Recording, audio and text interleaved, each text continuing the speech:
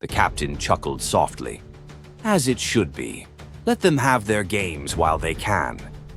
Indeed, Sister Abigail's expression grew more serious. Though some had trouble sleeping last night, strange dreams. Zavis's red eyes fixed on her intently. What kind of dreams, sister? Orange skies, they whispered, and voices calling in the dark. She watched his reaction carefully, much like what others have reported. The captain nodded slowly, taking another sip. Keep me informed if you hear of more such dreams. And sister, thank you for the beverage. The Emperor protects, my lord. She bowed and left the bridge, leaving Zavis to contemplate this new development about their shared visions. Av Ois comes over the Vox on the command throne. We are ready for you in the war room, Captain. Acknowledged, Zavis responded into the Vox, rising from his command throne.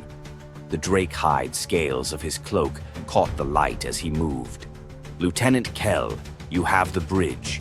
Inform me immediately of any changes in our warp status.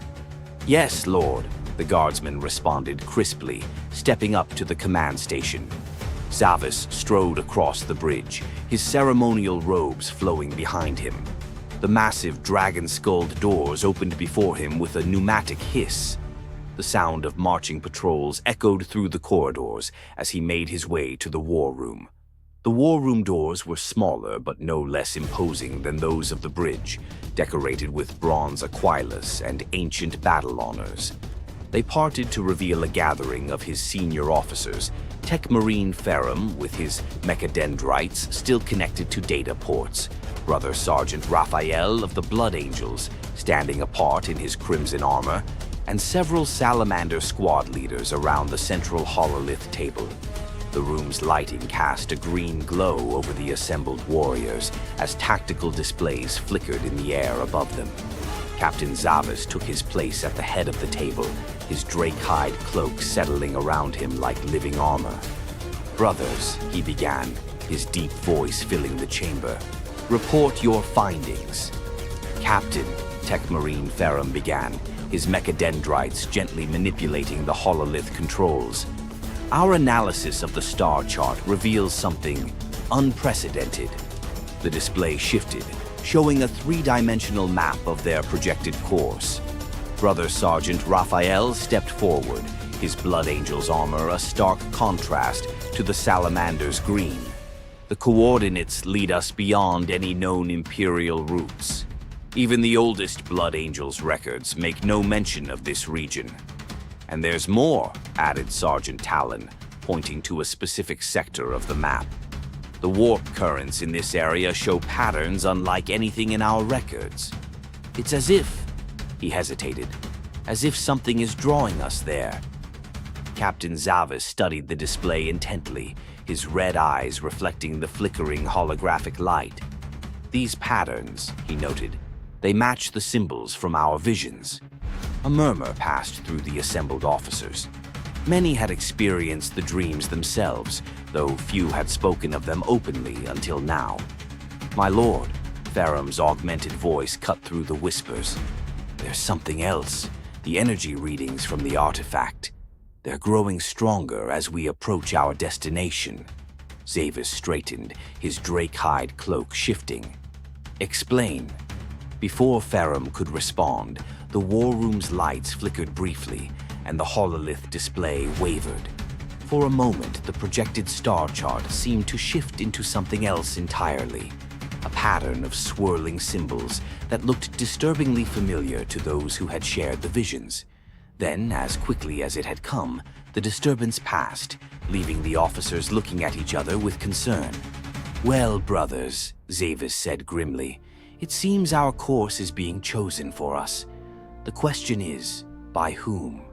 The library's sacred silence was broken only by the scratch of Brother Arcturus's quill and the soft hum of Kedan's psychic hood. A servitor shuffled past with an armload of ancient tomes, its augmetics whirring quietly as the brothers continued their discussion. There's something else, Marcus said, pulling forth a star chart marked with his own notations. The blood patterns in our visions. They mirror the trajectory of stellar bodies in the Nephilim sector. His armored finger traced a familiar curve across the parchment. Here, where the stars form that distinctive arc. Brother Arcturus paused his transcription, eyes narrowing. The same sector where we lost contact with the Revelator fleet 3 centuries ago. Precisely. Kedan opened his eyes, their psychic glow casting strange shadows across his weathered face. And where the Astronomican's light seems to bend, for lack of a better term, not diminished or blocked, but altered somehow. The veteran battle brother leaned back, his ancient power armor creaking softly. The Revelator fleet. They were searching for something, weren't they? Something from before the Great Crusade. The records are fragmented, Marcus admitted, shuffling through the stack of documents before them. But there are references to a discovery made by Explorator Fleet Gamma 7 just before the heresy. Something that made even the Mechanicum priests nervous. Brother Arcturus made a fresh notation, his steady hand never faltering. And now these visions guide us to the same sector. The Emperor's hand moves in mysterious ways, brothers. Or something else does, the young tactical marine muttered, earning sharp looks from his seniors. Kedan raised a placating hand. Caution is prudent, brother. But remember, we are space marines. Whatever awaits us there, be it holy or profane, we shall meet it with bolter, blade, and faith. Marcus nodded, returning to the star chart. The question remains, do we follow where these visions lead? The chapter master will want more than dreams and ancient references before committing resources to such a venture. Then we'll find more, Kedan said firmly. Brothers, spread out through the library. Search for any references to the Revelator fleet, the Nephilim sector, or anomalies matching our shared visions. The Emperor's truth is here, waiting to be uncovered. We need only be diligent enough to find it. The assembled Marines nodded in agreement, their ceramite boots echoing softly as they dispersed among the towering shelves. Each knew that whatever mysteries lay hidden in those ancient texts could change not only their chapter's fate, but perhaps the Imperium itself. Marcus watched them go, then turned back to his research. In his mind, the orange sky pulsed once more, calling him toward a destiny he could barely comprehend. In the chapter's war room, Captain Zavis stood before a massive hololithic display, its green luminescence casting harsh shadows across his scarred face. Star charts and fleet positions flickered in the air as servitors continuously updated tactical data from across the sector. 3 strike cruisers, he murmured, fingers passing through the flickering image of the Astartes vessels. The Emperor's Wrath, Sword of Dawn, and the Charging Bull, plus support craft and approximately 7,000 chapter serfs and crew. He paused, studying the supply calculations scrolling past. Enough for a sustained campaign, assuming we can resupply from friendly ports. Behind him, the chapter's master of the fleet, Brother Captain Darian, cleared his throat. The Mechanicum outpost on Hydra 6 has already pledged their support. They seem unusually interested in our expedition. Unsurprising, Zavis replied, zooming the display to highlight a cluster of warning runes. The tech priests have their own theories about what happened to the Revelator fleet. Their explorator vessels still sweep the sector's edges, searching for scraps of archaeotech. He shifted the display again, bringing up inventory manifests. Rows of numbers reflected in his augmetic eye as he processed the chapter's current holdings. 5 full battle companies can be ready within 3 solar weeks. The armory reports all Thunderhawks and drop pods are at peak efficiency.